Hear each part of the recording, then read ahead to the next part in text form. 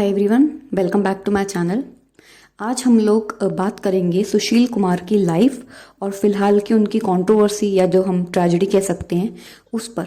लेकिन मैं आपको पहले बता दूं, इस वीडियो का मतलब ये बिल्कुल नहीं है कि हम उनको किसी भी पॉइंट से सही या गलत प्रूफ कर रहे हैं। हम सिर्फ एस्ट्रोलॉजिकल पॉइंट ऑफ व्यू से देखेंगे कि उनके चार्ट से उनकी फिलहाल की लाइफ कुछ मैच कर रही है या नहीं कर रही है। क्योंकि ऐसी जो चीज़ें हैं जो इनके चार्ट में है वो तो हज़ारों करोड़ों लोगों के चार्ट में होगी, तो सबने कुछ ना कुछ गलत तो नहीं किया होगा या सबकी लाइफ तो सेम नहीं होगी। तो वो कुछ क्या बातें हैं वो आज के हम वीडियो में देखेंगे डिटेल में। इनकी मैंने जो बर्थ की डिटेल्स हैं जैसे टाइम, प्लेस और बाकी सब, वो मैंने गूगल से लिया है, जो कि आपको आगे इस स्लाइड्स में दिख जाएगा। तो स्टार्ट करते हैं। जैसे कि इनका नाम है सुशील कुमार, बर्थ डेट है 26 मई 1983। टाइम ऑफ बर्थ जैसे कि मुझे गूगल पे से मिला है वो है 12 बजे का। प्लेस ऑफ बर्थ है बापरोला और ये है उनका चार्ट। हम आज की जितनी भी डिटेल्स हैं सिर्फ बर्थ चार्ट से देखेंगे, क्योंकि अगर हम बाकी चार्ट्स में गए तो बहुत ही ज़्यादा लंबी वीडियो हो जाएगी, तो हम सिर्फ इनका बर्थ चार्ट कंसिडर करेंगे।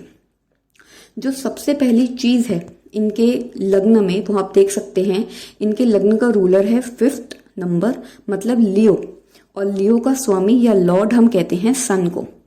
तो इस बात से हमको इनकी पर्सनालिटी पता चलती है।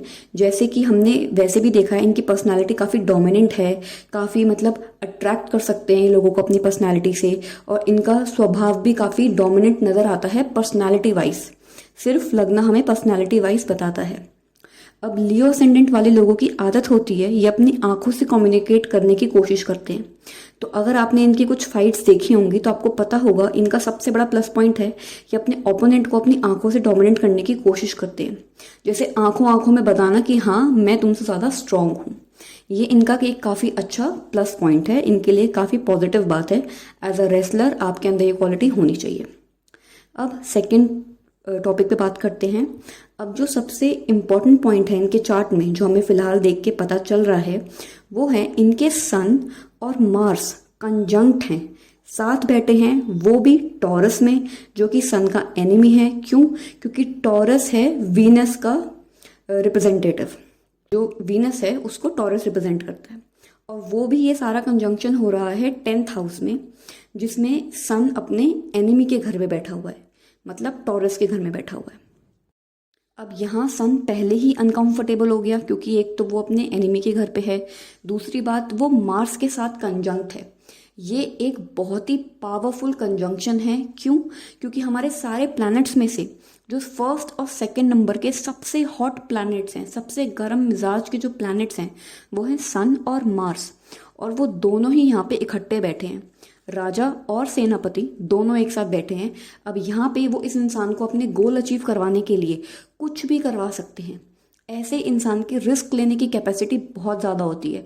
वो रिस्क पे कुछ नहीं देखेंगे। जैसे कि फिलहाल हमने इस केस में देखा, वो एक ओलंपिक मेडल होल्डर हैं, लेकिन उन्होंने कुछ गलत करने से पहले रिस्क पे ये सारी चीज़ें रख दी हैं।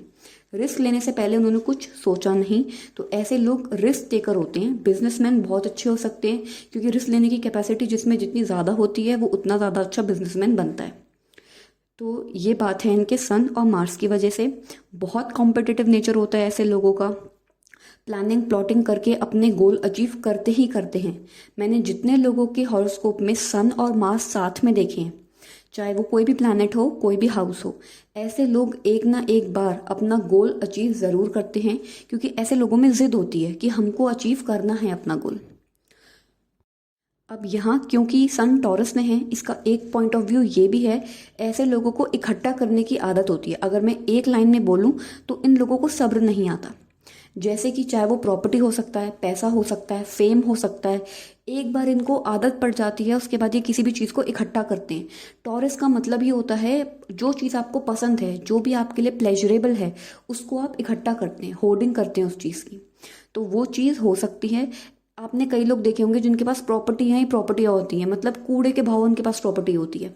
तो जो इकट्ठे करने की आदत हो जाती है वो टॉरस की वजह से पड़ती है। स्पेशली जब सन जैसे प्लैनेट्स टॉरस में होते हैं, जो कि एक एनिमी है, जो कि एक नेगेटिव ट्रेट को एनहांस कर देते हैं, तब ये चीज़ अक्सर देखी जाती है। अब ये कंजंक्शन हो कहाँ रहा है? ये कंजंक्शन हो रहा है 10th हाउस में। 10th हाउस क्या है? हमारे जॉब का एरिया, जहाँ हम मेहनत करके पैसा कमाते हैं, वो फील्ड, एक तरीके से हमारा कुरुक्षेत्र, जहाँ हम जितनी भी हमारे एक्शंस है वो हम 10th हाउस में लेते हैं। अब इस कंजंक्शन का 10th हाउस में होने का मतलब है कि 10th हाउस से रिलेटेड लोगों से हमारी अनबन होगी। तो अब ये फील्ड में है रेसलर की। रेसलर किसके साथ कंपटीशन करते हैं? रेसलर के साथ। तो इनकी अनबन किससे होगी? रेसलर से होगी। पहले भी काफ़ी बार देखा गया है, बजरंग पुनिया या और किसी रेसलर्स के साथ इनकी छोटी मोटी अनबन होती रहती है। और इस बार भी इनकी जो लड़ाई हुई है वो हुई है एक रेसलर के साथ।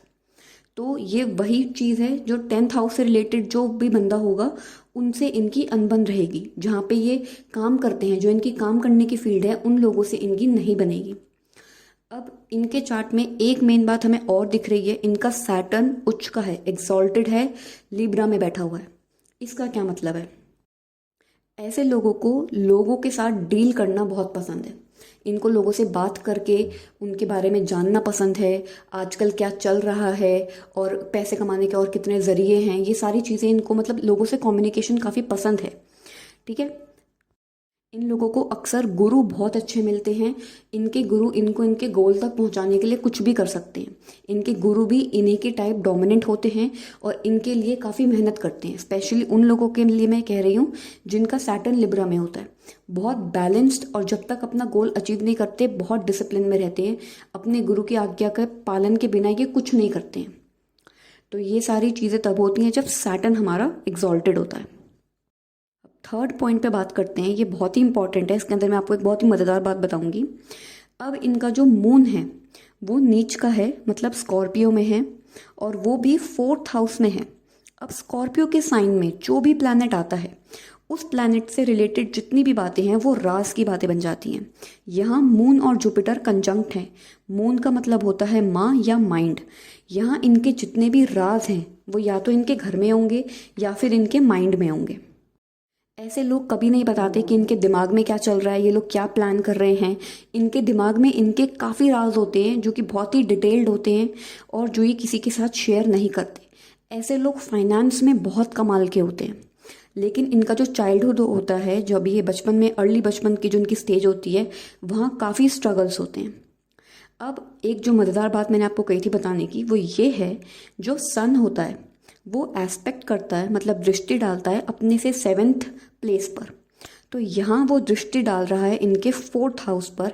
एग्जैक्टली ऑपोजिट बैठे हैं सन ऑन मून, और मून जो कि स्कॉर्पियो में है। इसका मतलब सन पक्का था कि कभी ना कभी इनके राज सरफेस के ऊपर आएंगे, और वो काम इस बार हो गया है। क्यों? क्योंकि सन डायरेक्ट दृष्टि डाल रहा है इनके 4th हाउस पर, जहाँ पे इनके सारे राज हैं। तो वो राज जो पब्लिक प्लेटफॉर्म पर आए हैं उसमें एक बहुत बड़ा हाथ सन का भी है, क्योंकि सन का काम है लाइट मारना, उस प्लेस के ऊपर रोशनी मारना जहाँ जिस पे वो दृष्टि डाल रहा है, और यहाँ वो दृष्टि डाल रहा है राज पर। तो ये कुछ बातें थी, इंपॉर्टेंट बातें, जो हम सुशील कुमार के चार्ट में देख सकते हैं। इसका मतलब ये बिल्कुल नहीं है कि जिसके भी चार्ट में ये सारी चीज़ें होंगी वो सारे लोग किसी ना किसी कंट्रोवर्सी या ट्रेजेडी में होंगे, ऐसा नहीं है। सबके चार्ट्स में बहुत बारीकियाँ होती हैं। ये वो कुछ छोटी छोटी बातें हैं जो मैंने आपके साथ डिस्कस करी हैं। अगर आपको पसंद आए तो प्लीज़ लाइक, कमेंट और शेयर ज़रूर करें।